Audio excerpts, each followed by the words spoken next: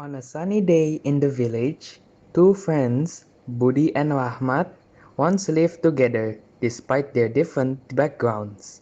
They enjoyed walking to school and playing under the sun.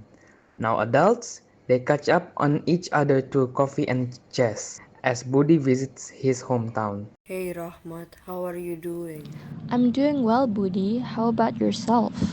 I'm good as well. How are your kids and your wife? The kids are doing fine. They can be rascals sometimes, though. Ha ha ha ha.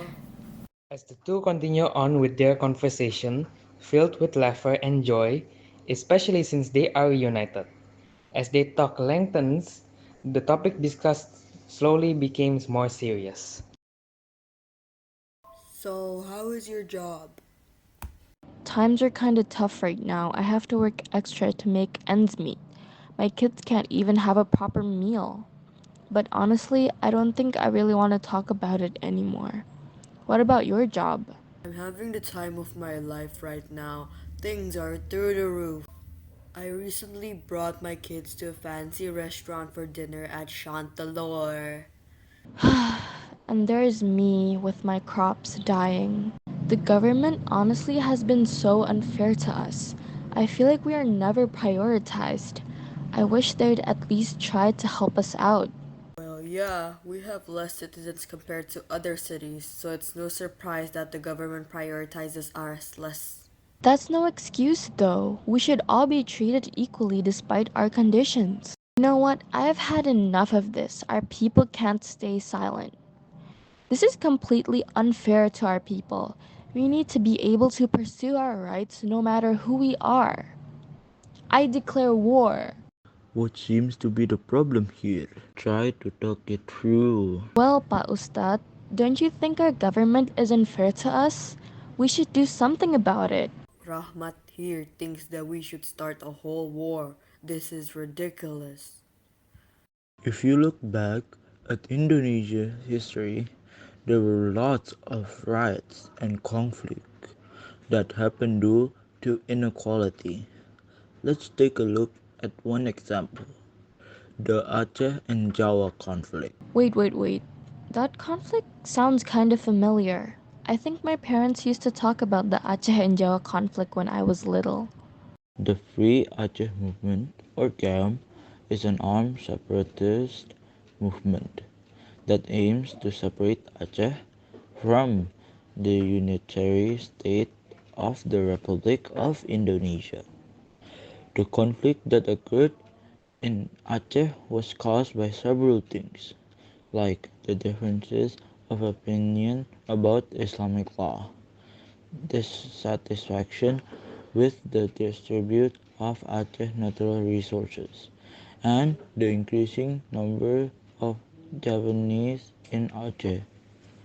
Due to difference in desires between the Indonesian government and GAM, the conflict that occurred from 1976 to 2005 has claimed almost 15,000 lives. Seriously? 15,000 lives? That's so crazy. Wait, if it occurred from 1976 to 2005, then it has been going on for 29 years? What about the impacts from different perspectives, Pa Ustad? Well, here's some impacts from different perspectives. Social impacts. The conflict between the Indonesian government and the movement resulted in a significant number of displacement of people, creating social disruption. Economic impacts. The conflict also had negative impacts on the province economy, with the disruption of business and infrastructure damage leading to a decline in economic activity. Political impacts.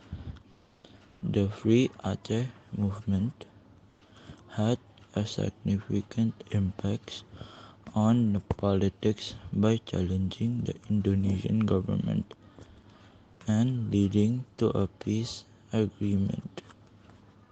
Wow, I never realized how a conflict like that can have such a great impact and even in so many different perspectives. What was the conflict like, Paustat? Well, in 1989, Libya and Iran supported camp with 1,000 troops, leading to Aceh being declared a special military operations area, resulting in 7,000 human rights violations and burning of suspected GAM villages. They even had help from other countries? Yes, in 1998, Indonesian President Suharto resigned, and President Yusuf Habibie withdrew troops from Aceh to rebuild GAM. Violence increased in 1999, with GAM rebelling against government officials and Japanese population. Wow, it just keeps getting worse. And then in 2002, Aceh's military and police forces increased, resulting in many deaths. To overcome GAM, the government released a large-scale attack in 2003 in Aceh, where success was increasingly visible. Oh my gosh, so many deaths! Aceh's earthquake and tsunami in 2004 led to international negotiations, with the Indonesian government and GAM reaching a peace agreement in Vantaa, Finland. Whoa, in Finland, I heard that the northern lights are so beautiful. Maybe I should go there with my family. Okay, Booty, whatever. The Aceh monitoring mission monitored the peace process, and all 840 gram weapons were handed over. On December 19, 2005, the military wing of the Aceh National Army was formally disbanded. Whoa, that's a lot of weapons. Oh, Rahmat and Budi, we should all respect the principles of Pancasila, which include belief in the Almighty God, just and civilized humanity, the unity of Indonesia, democracy led by the wisdom of discussions among representatives, and social justice for all the people of Indonesia.